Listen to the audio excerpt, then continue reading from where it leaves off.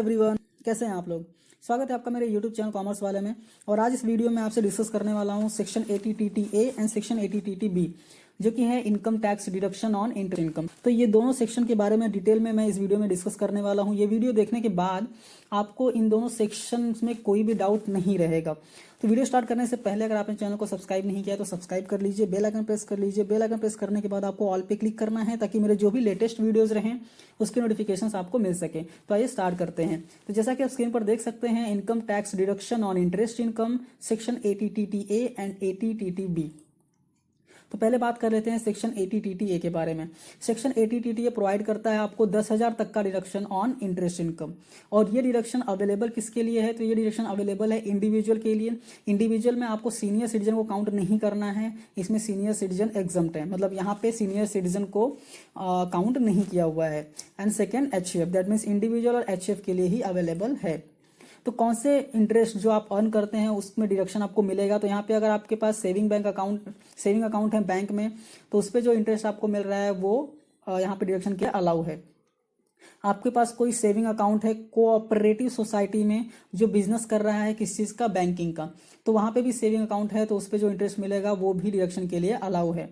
आपके पास saving account है post office में, सेविंग अकाउंट अगर वहां पे भी है तो उस पर भी जो इंटरेस्ट मिलता है वो भी डिडक्शन के लिए अलाउड है।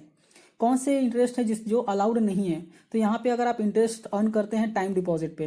टाइम डिपॉजिट क्या होता है? तो टाइम डिपॉजिट मतलब होता है repayment on expiry of a fix period. That means कोई ऐसा डिपॉजिट जिसका विड्रॉ कर सकते हैं या फिर बैंक पेमेंट करता है एक फिक्स पीरियड के बाद, उस पर अगर आपको इंटरेस्ट मिलता है तो वो उस इंटरेस्ट पे आप डिडक्शन नहीं ले सकते सेक्शन 80TTA में। ओके अभी यहाँ पे टाइम डिपॉजिट में इंक्लूड क्या होता है? तो यहाँ पे फिक्स डिपॉजिट इंक्लूड किया जाता है, रिकरिंग डिपॉजिट या फिर कोई अदर टाइम डिपॉजिट है। तो ये सारे डिपॉजिट्स पे जो इंटरेस्ट मिलता है वो डिडक्शन, उस पर आप डिडक्शन नहीं ले सकते सेक्शन 80TTA में।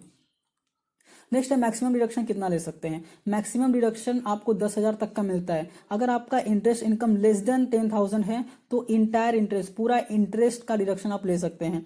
बट अगर आपका इंटरेस्ट इनकम मोर देन 10,000 है तो deduction shall be limited to 10,000 rupees. That means अगर आपका 12,000 इंटरेस्ट मिल रहा है आपको सेविंग बैंक अकाउंट से, तो आपको सिर्फ 10,000 तक का ही डिडक्शन मिलता है, बाकी के 2,000 पे आपको टैक्स पे करना पड़ेगा। यहाँ पे नोट बहुत ही इंपॉर्टेंट है। फॉर एग्जांपल आपके पास 2-3 बैंक अकाउंट्स है जो सेविंग बैंक अकाउंट्स है। अगर आप इंटरेस्ट कैलकुलेट करते हैं तो आपको 2 या जितने भी आपके बैंक अकाउंट्स है सारे बैंक अकाउंट के बैंक इंटरेस्ट को टोटल लेके यहाँ पे शो करना पड़ेगा। नेक्स्ट है कैसे क्लेम करना है। तो पहले क्या करना है, आपको ऐड करना है इंटरेस्ट को, और कौन सा हेड में दिखाना है, इनकम फ्रॉम अदर सोर्सेस। पहले आप इनकम फ्रॉम अदर सोर्स में बैंक इंटरेस्ट दिखाएंगे, शो करेंगे, फिर उसके बाद दैट मीन्स सिंपल सा लॉजिक है, आपको पहले अपने इनकम में ऐड करना है, ऐड करने के बाद ही आप डिडक्शन ले सकते हैं। ऐड कैसे करना है, इनकम फ्रॉम अदर सोर्स में आपको दिखाना है, दिखाने के बाद वो आपके टोटल इनकम में ऐड हो जाएगा। उसके बाद आप नीचे सेक्शन डिडक्शन के सेक्शन में सेक्शन 80TTA में डिडक्शन ले सकते हैं। नेक्स्ट है सेक्शन 80TTB। सेक्शन 80TTB को इंट्रोड्यूस कभी किया था फर्स्ट टाइम बजट 2018 में, और ये प्रोवाइड करता है डिडक्शन फॉर सीनियर सिटीजन के लिए। आपने ऊपर देखा होगा तो 80TTA में मैंने बोला था सीनियर सिटीजन को एक्सक्लूड किया है, तो यहाँ पे सीनियर सिटीजन को इंक्लूड किया हुआ है। दैट मीन्स यहाँ पे सिर्फ और सिर्फ सीनियर सिटीजन के लिए ही बात की जा रही है। तो यहाँ पे 80TTB बजट 2018 में इंट्रोड्यूस किया गया था, और ये डिडक्शन है सीनियर सिटीजन के लिए अगर वो इंटरेस्ट अर्न करते हैं डिपॉजिट्स पे। अभी यहाँ पे persons eligible for claiming deduction under section 80TTB, तो यहाँ पे बताया गया है 80TTB अवेलेबल है सीनियर सिटीजन के लिए। अगर एक्सप्लेनेशन की बात करें तो 80TTB जो है वो सीनियर सिटीजन की ही बात करता है। सीनियर सिटीजन है होना चाहिए, इंडिविजुअल होना चाहिए, और रेसिडेंट इन इंडिया होना चाहिए, और उसका एज जो 60 ईयर्स के अबव होना चाहिए। अगर प्रीवियस ईयर का रिटर्न फाइल कर रहे हैं, फॉर एग्जांपल 16-17 का हम रिटर्न फाइल कर रहे हैं, तो 16-17 के पीरियड में भी अगर वो 60 क्रॉस करता है तो भी वो सीनियर सिटीजन काउंट किया जाएगा।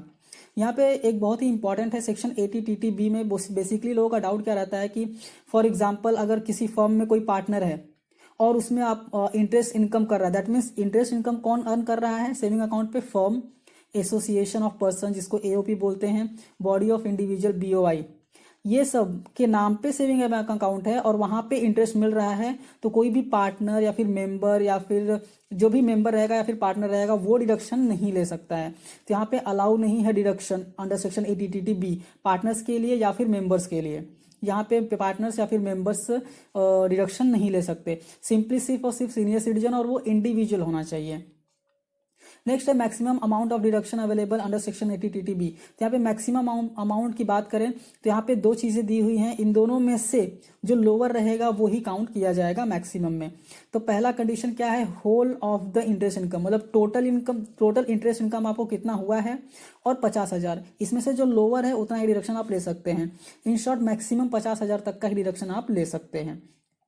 सिंपल टर्म्स में देखें तो इंटरेस्ट अगर आपका 50,000 से कम है तो आप पूरा इंटरेस्ट इनकम को अलाउ कर सकते हैं एज अ डिडक्शन।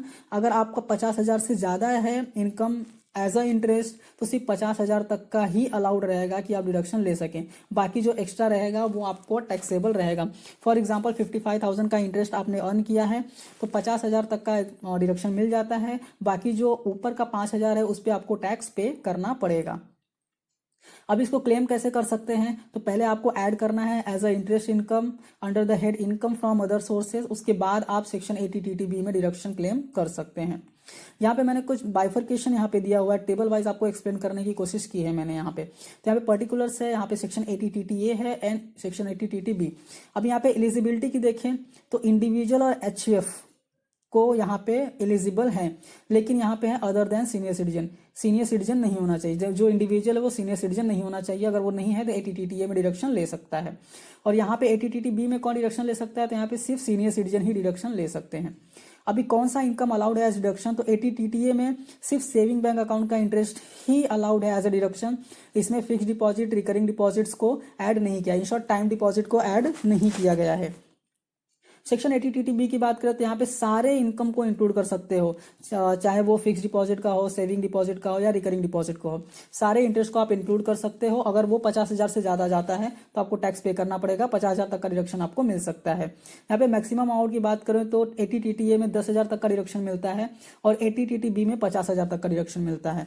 तो आई होप मैंने ये क्लियर आपको बता दिया है कि 80TTA में कौन डिडक्शन ले सकता है, कितना डिडक्शन ले सकता है और कौन सा इंटरेस्ट होना चाहिए, और 80TTB में कौन डिडक्शन ले सकता है और कौन कौन से इंटरेस्ट पर डिडक्शन ले सकता है और कितने अमाउंट तक का डिडक्शन ले सकता है। तो आई होप ये आपको क्लियर हो गया होगा। तो अगर आपको वीडियो अच्छी लगी हो तो प्लीज़ आप लाइक कीजिए, अपने दोस्तों के साथ शेयर कीजिए, और अगर आप चैनल पे नए हैं तो चैनल को सब्सक्राइब कीजिए, बेल आइकन प्रेस कीजिए। बेल आइकन प्रेस करने के बाद आपको ऑल पे क्लिक करना है ताकि मेरे जो भी लेटेस्ट वीडियोज़ हैं उसके नोटिफिकेशन आपको मिल सके। क्योंकि मैंने अभी स्टार्ट किया है कि मैं इनकम टैक्स डिडक्शन में जितने भी सेक्शंस होते हैं सारे इंडिविजुअल सेक्शंस के ऊपर वीडियोस बना रहा हूँ, सबको डिटेल में एक्सप्लेन कर रहा हूँ। तो प्लीज़ चैनल को सब्सक्राइब करके रखिए।